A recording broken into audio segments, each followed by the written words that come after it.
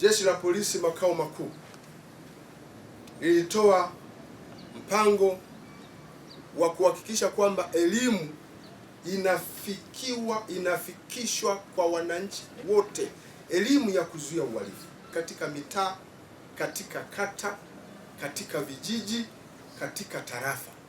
Leo tumewaita wakaguzi wa kata katika wilaya mbili tu. Hawa ni wawakilishi wa Jeshi la Polisi katika kata zote. Ninawaomba sana muwatumie katika kufanikisha mambo mbalimbali yanayohusu mikakati tuliyojiwekea ya kuzuia uhalifu katika mitaa yetu, katika kata zetu, katika tarafa zetu. Hao ndio kazi yao kubwa. Wajibu wa kuzuia uhalifu sio wa Jeshi la Polisi peke yake. Wajibu wa kuzuia uhalifu katika jamii ni wajibu wa Jeshi la Polisi, ni wajibu wetu sote tuliokuwa katika eneo hili, ni wajibu wa watu wengine wote wa mkoa wa Mwanza ambao wamebaki kule, kwa sababu wahalifu wanatoka miongoni mwetu, kwa sababu wanaoshuhudia uhalifu wanatoka miongoni mwetu, kwa sababu wenye wajibu wa kuzuia uhalifu wapo miongoni mwetu, kwa sababu madhara yatokanayo na uhalifu yanatokea kwenye jamii zetu, kwa sababu madhara ya vitendo vya vurugu, uvunjifu wa amani vinatokea katika jamii yetu. Kwa hiyo sisi kwa pamoja tunao wajibu wa kuhakikisha kwamba maeneo yetu yanakuwa salama. Bado yako matukio ya mauaji yanayotokana na migogoro, yanayotokana na wivu wa kimapenzi, yanayotokana pia na mambo ya imani potofu za kishirikina. Lakini yako matukio ya ajali ambazo zinasababishwa pia na wananchi kutokuheshimu sheria, kanuni na taratibu za usalama barabarani.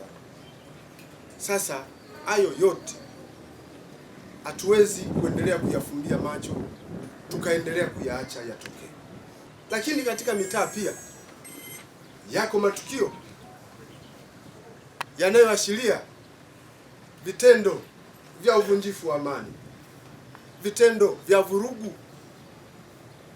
Wote sisi kama wadau tunatakiwa kuhakikisha kwamba tunavikataa kwa nguvu zote. Wenye viti wa serikali za mitaa na watendaji,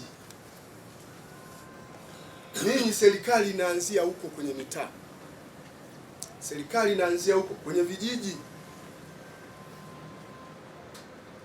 Waliwachagua, mkapigiwa kura, mkafurahi, mkapewa madaraka.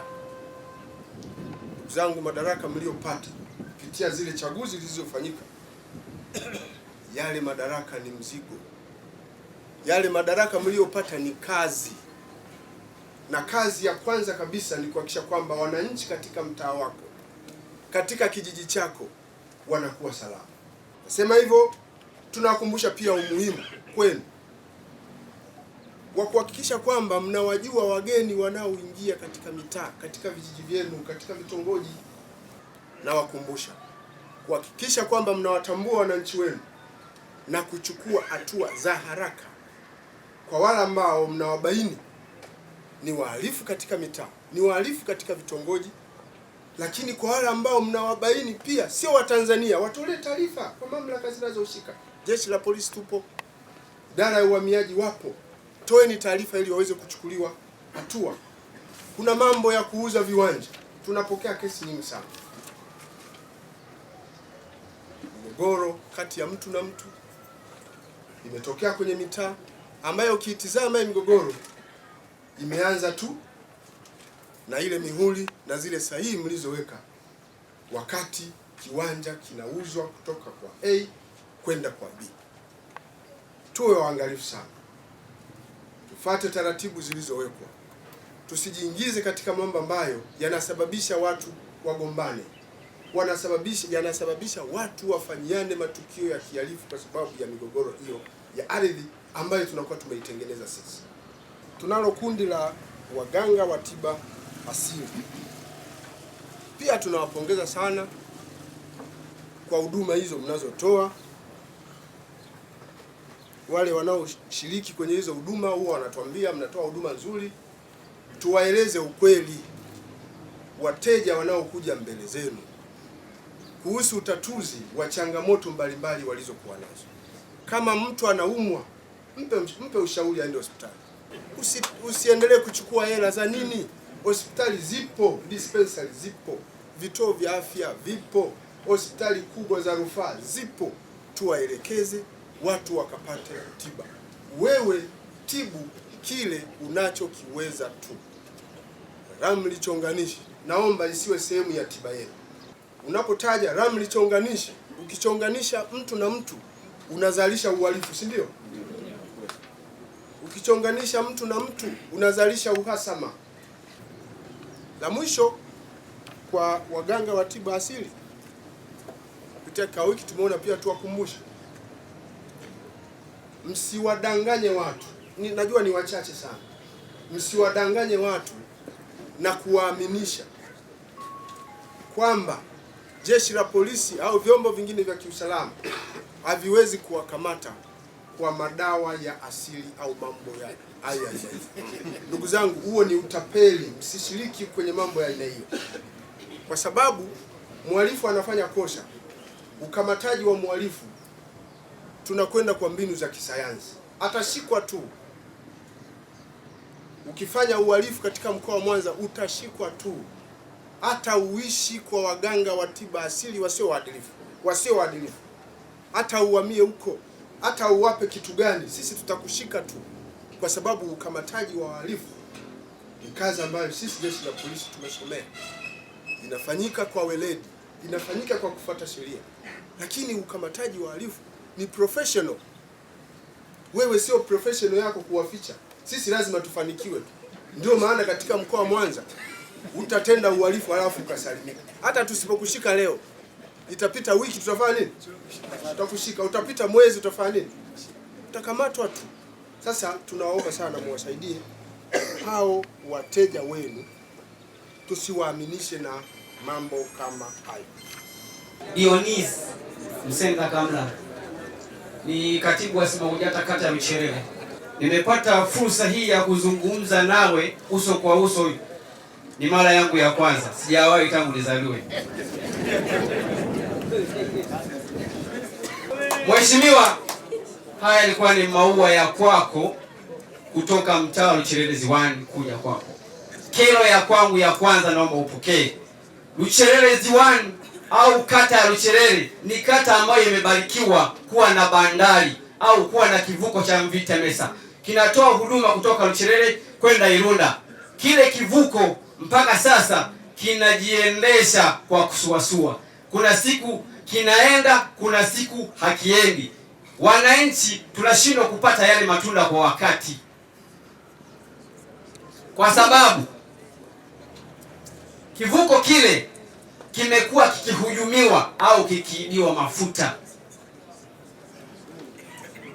Tunaomba jeshi la polisi litusaidie, kwa sababu kivuko kile kikiacha kutoa huduma pale, sisi wananchi na jamii kwa ujumla tutapata adha ya usafiri. Naomba kuwasilisha hoja yangu ya kwanza. Hoja yangu ya pili, na ni tamanio langu, kipindi unakuja pale Royal Sunset Beach, sisi kama kamanda au polisi jamii